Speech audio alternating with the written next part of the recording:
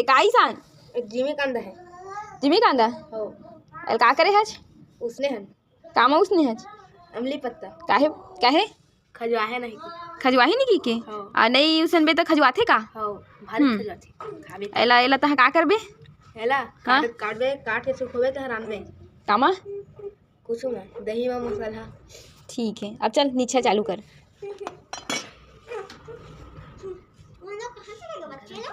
बच्चे लोग दुकान चले गए छिलका निकल के तैयार हो गया एला ना निकालबो देला काटे के बाद चुपचाप तोर पैसा। अब जिमी कांदा ला हमन काट के सुखो देथन मस्त खड़खड़ ले सुखो के रखना है। ओकर बाद जब भी जिमी कांदा के सब्जी खाए के मन है तब एला पानी में 7-8 घंटा भिगो के रख दे। ओकर बाद दही में मसाला में टमाटर में बना के मस्त खा।